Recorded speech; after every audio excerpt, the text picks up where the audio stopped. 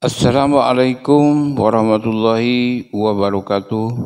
Berjumpa kembali bersama lamunan Hatta Islami Channel. Sehat walafiat dan mudah-mudahan senantiasa selalu dalam lindungan Allah Subhanahu wa taala. Amin ya rabbal alamin. Sahabat, saudara-saudaraku seiman dan setanah air di mana saja berada, pada kesempatan ini saya akan membahas masih tentang penasaban. Ini nasab Ba'alawi sampai saat ini memang sudah semakin panas. Panas karena yang pertama pihak Ba'alawi sudah makin terpojok dan akhirnya mungkin mereka akan menggunakan segala macam cara. Udah hoax, udah fitnah, udah segala macam dia lontarkan ya.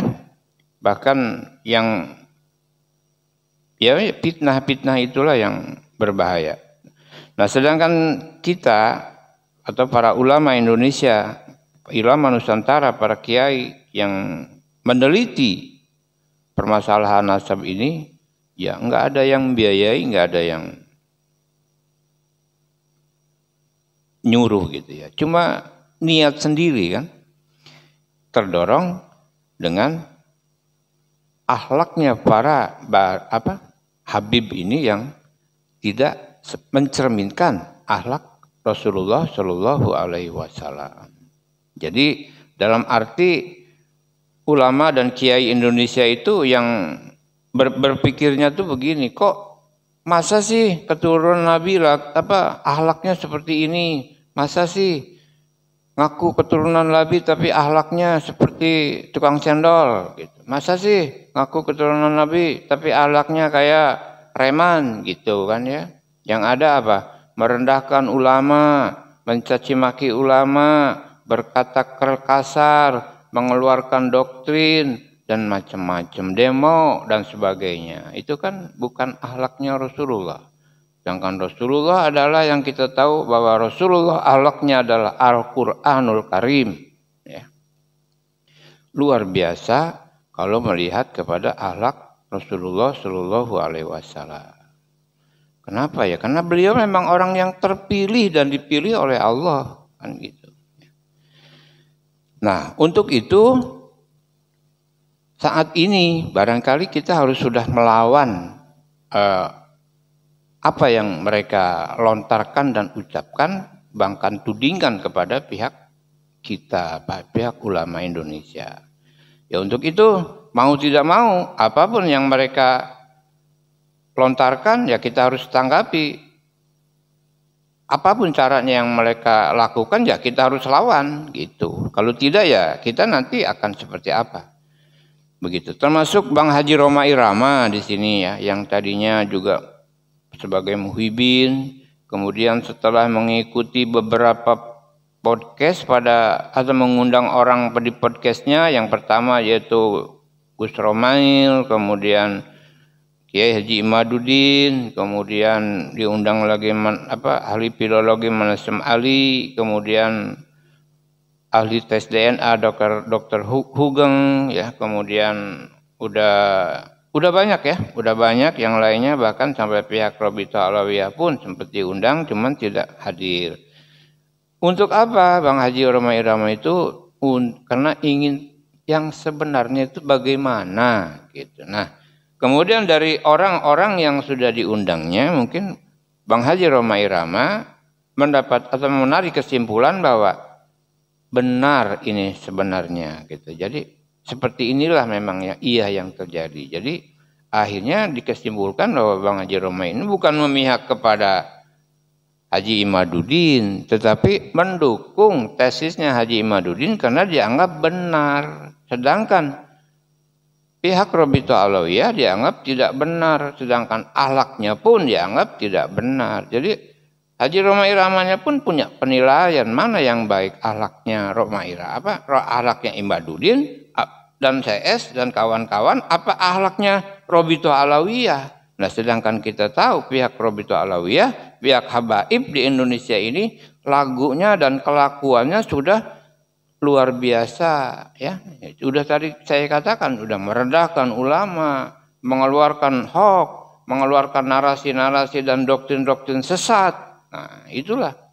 Ya, akhirnya kan masa Bang Haji Rhoma Irama mau menganggap itu semua benar, dan Bang Haji memihak kepada Rhoma Irama, memihak kepada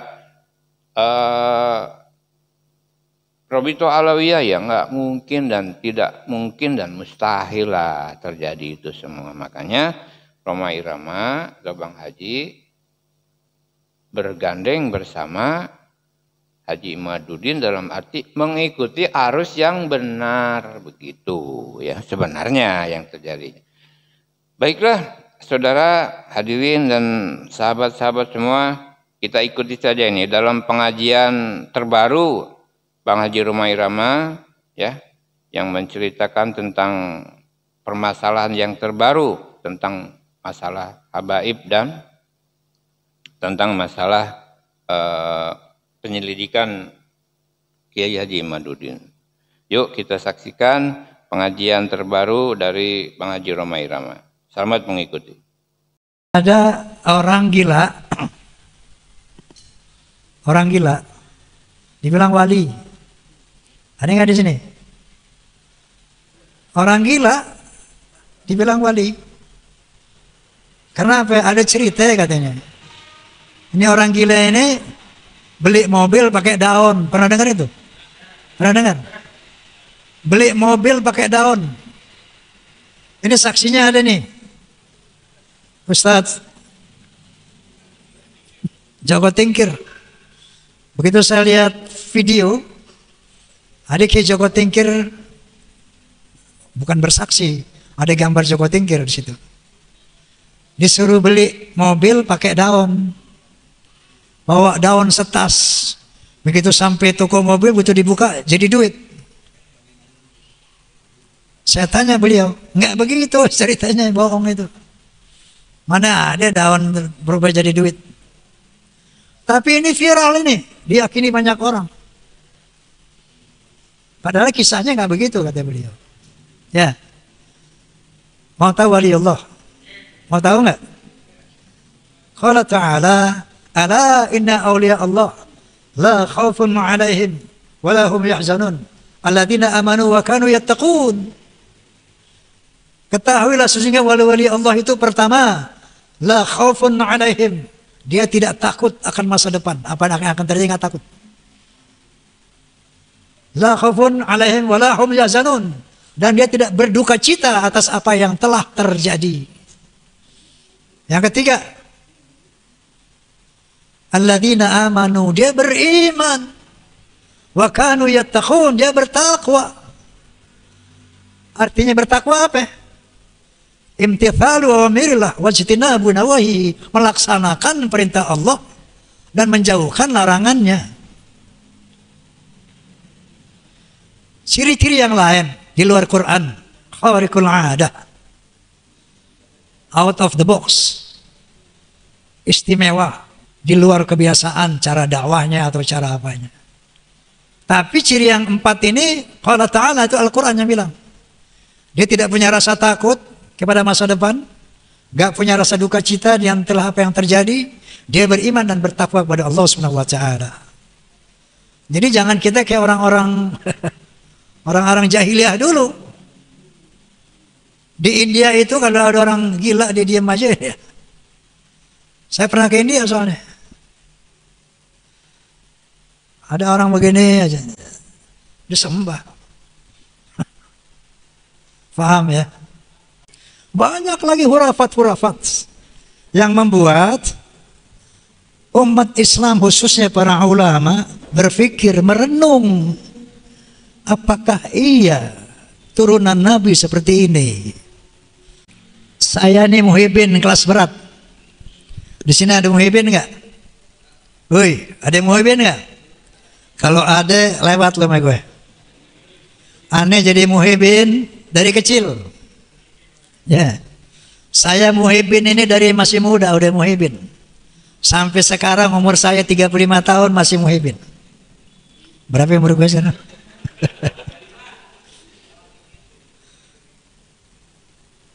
Jadi kalau bicara Muhyiddin, lu nggak lawan gue. Seandainya Anda semua telah mengikuti podcast Bisikan Roma, Bincang Asik bareng Roma, sampai yang kemarin, pasti sudah paham. Pasti Anda sudah paham. Bagaimana persoalan yang sebenarnya. Oke? Jadi, ketika ada masalah-masalah di kalangan umat Islam, di kalangan bangsa Indonesia, ini kenapa saya katakan penting? Karena ada indikasi-indikasi kaum Ba'alawi ini mau menghegemoni, mau menjajah Republik Indonesia.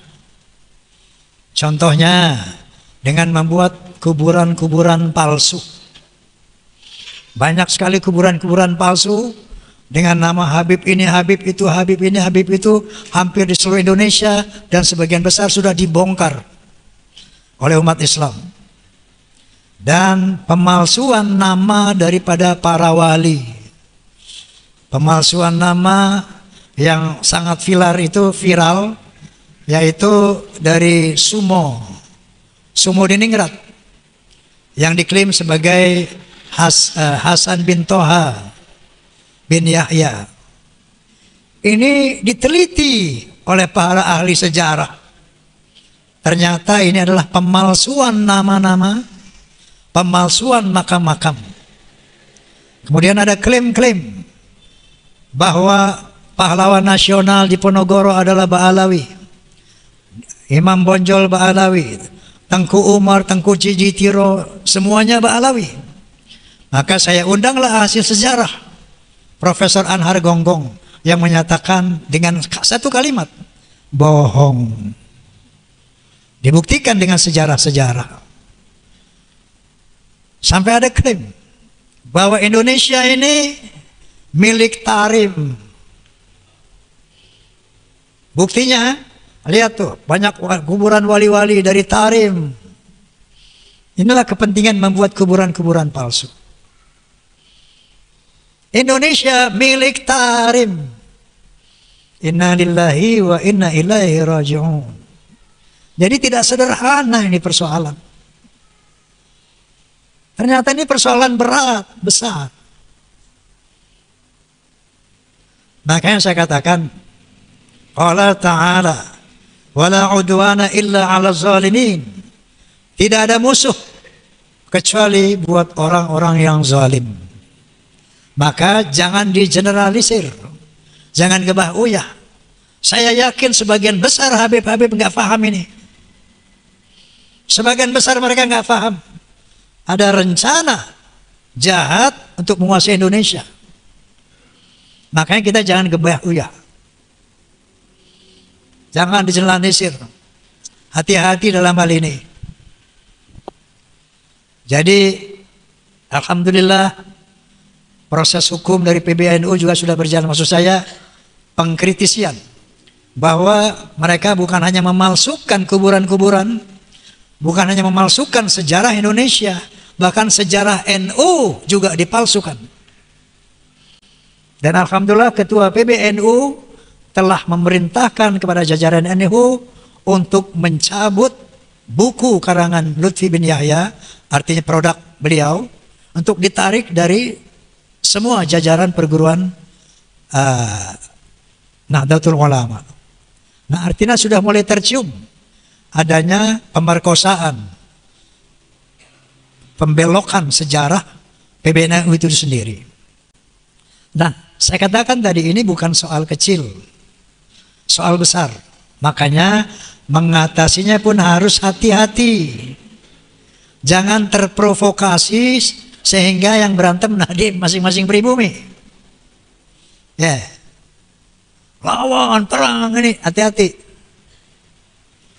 Ntar kita berantem, dia pada ngumpet. Betul. Yang berkelahi pada ini lolo nih. Dia di mana nanti? Dia nonton. Makanya hati-hati, jangan terprovokasi. Saya juga bilang di podcast saya kemarin, Beb, hati-hati Beb, jangan nanti provokasi umat. Tega ente, ngadu domba umat. Jadi atasi ini bil hikmah wal mau'izatil hasanah. Dengan ilmu, dengan data, ya, bukan dengan emosi dan sebagainya. Sebetulnya hal ini gampang banget. Oke, kalau dari dasar sejarah masih bisa diutak-atik. Filologi, itu filologi artinya ilmu sejarah peradaban manusia. Menurut Profesor Menahem Ali, ini orang Yaman ini asalnya tuh dari Kaukasus, bukan dari Arab. Ya. Kemudian secara genetika, gampang kan? Anda bilang di podcast, Beb, ente udah ngomong dulu, Beb, bahwa ketika antum melihat rambut Rasulullah SAW, ente bilang dulu sebelum ada kasus ini, ini nih ada rambut Nabi nih. Siapa yang ngaku-ngaku turunan Nabi, ayo tes DNA. Yang ngomong Habib Rizik sendiri itu. Ayo, siapa yang ngaku-ngaku tes DNA. Ntar kelihatan nih yang benar yang salah. DNA Nabi kemana, lo kemana katanya. Dia sendiri yang ngomong. Tapi sekarang apa yang mereka bilang? Tes DNA haram. Masya Allah. Jadi kalau memang tujuannya lillahi ta'ala, ada apa yang nasab sih? Oh, nasab saya bukan ini. Oke. Selesai kan? Secara sejarah nggak nyambung. Secara DNA nggak nyambung. Filologi nggak nyambung. Astaghfirullahaladzim. Masya Allah para Habib, Masya Allah, ana uhibbukum. Ana ini muhibbin. Habib Rizik, Habib Ali Kuitang, Habib Ali, siapa lagi itu, Habib Sehan, Habib, sahabat aneh semua itu. Apakah dengan ada kasus ini kita harus putus persahabatan? Tidak. Misalnya ente, Bib, terbukti bukan dzurriyyah Nabi, so what? Kita tetap bersaudara sebagai sesama muslim, sebagai sesama mukmin. Innamal mu'minuna ikhwatun fa aslihu baina akhwaikum. Sesungguhnya sesama orang beriman itu saudara. Lemu dzurriyyah mau bukan saudara. Fa aslihu baina akhwaikum. Maka damaikanlah sesama saudaramu. Inilah kira-kira tugas fahmi tamami. Faham? Menjelaskan kepada umat bil hikmah, dengan argumen, dengan bijaksana. Nasihat yang baik kalau mau berdebat dengan cara yang baik. Jadi jangan dengan emosi, jangan dengan marah-marah, caci, jangan. Ini tidak diajarkan oleh Allah cara seperti ini. Paham ya? Ketika ada masalah, yuk duduk bareng. Nabi SAW pernah dibully nggak? Sering. Pernah difitnah nggak? Sering. Bahkan dilempari batu pernah nggak? Pernah.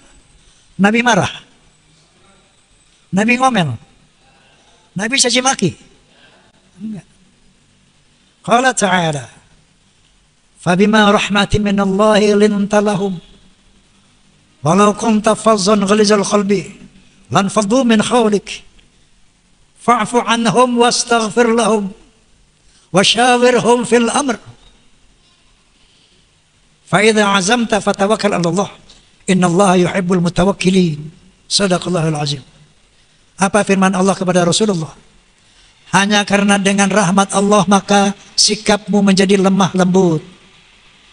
Kalau kamu bersikap keras, kasar, keras hati, maka mereka akan lari dari sekelilingmu ya Muhammad. Fa'fu anhum, maafkan mereka. Wastaghfir lahum, mohon akan ampun buat mereka. Wasyawirhum fil amr, bermusyawarahlah dengan mereka. Nabi nggak pernah, hei kamu tukang sihir, kamu bohong. Ya Allah hukum mereka, begitu nggak? Enggak. Hei kamu bukan Nabi, hei kurang ajar kamu, begitu nggak? Enggak. Apa kata Allah? Fa'fu anhum, maafkan mereka. Wastaghfir lahum, mohonkan ampun buat mereka, bukan malah dikutuk. Lo mati nggak su'ul khotimah, bukan begitu. Doain.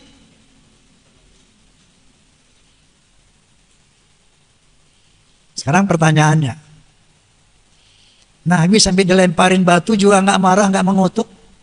Sampai Jibril berbisik sama beliau, ya Muhammad, angkat tanganmu, minta mereka diazab oleh Allah Subhanahu Wa Taala, biar aku nanti menjadi pelakunya, eksekutornya. Aku himpit mereka di dua bukit. Apa kata Nabi? Jangan Jibril. Nabi angkat tangan juga. Allahumma hdi qaumi fa innahum la ya'lamun. Ya Allah, berilah hidayah kepada umatku, mereka enggak tahu. Ampuni umatku ya Allah. Nabi enggak minta ya Allah azab mereka, enggak. Dicaci, azab mereka, enggak. Diludahin, marah, enggak. Kenapa enggak marah? Karena beliau yakin bahwa beliau adalah Rasulullah. Beliau yakin beliau adalah utusan Allah. Coba Musailimah al-Kadzdzab itu siapa itu? Nabi palsu. Siapa namanya? Musodek yang di sini. Musailimah al-Kadzdzab. Begitu bilang, Nabi palsu, kamu marah dia. Dimaki-maki Musailimah al-Kadzdzab, marah dia. Kenapa? Dia merasa dia bukan Nabi. Dikatain marah. Paham? Nabi dikatain Nabi disambitin batu nggak marah. Kenapa? Wa kafa billahi syahida. Cukup Allah yang menjadi saksi bahwa aku Rasulmu ya Rabb. Gak perlu pengakuan mereka, cukup Allah tahu. Wa kafa billahi syahida. Cukup Allah bersaksi, yang menjadi saksi bahwa aku adalah utusanmu. Kira-kira paham ya?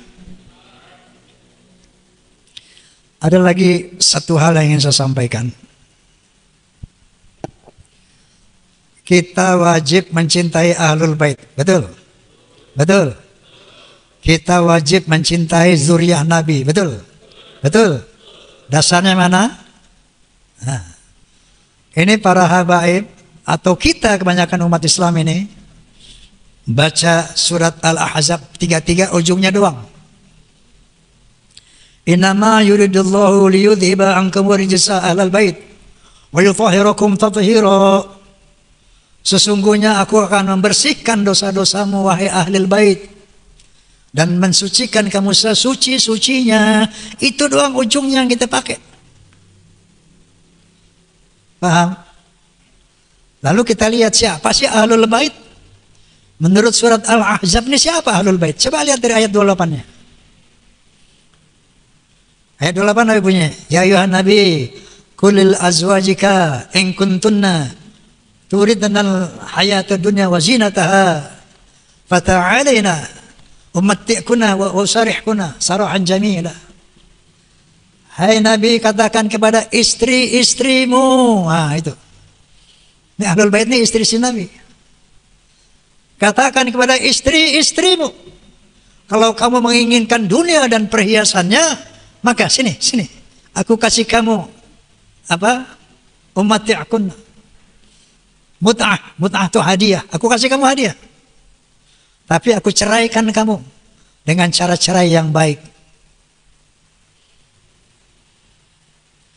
Jadi Nabi diperintah oleh Allah. Ya Muhammad, kasih tahu tuh. Harim-harim ente itu. Ada berapa istri Nabi? 11. Termasuk Siti Khadijah. Jadi yang hidup 10. Kasih tahu tuh istri-istri ente. Kalau dia menginginkan dunia dan perhiasannya, ceraiin. Kasih hadiah dah. Yang dia mau. Tapi wa in kuntunna turidna Allah wa rasulah wa darul akhirah fa inna Allah a'adda lil muhsinati min kunna ajran azima. Tapi kalau kamu menginginkan Allah dan Rasulnya dan hari akhirat, sesungguhnya Allah akan memberikan pahala yang besar buat orang-orang yang muhsinat, yang muhsinin di antara kalian. Hai istri-istri Nabi.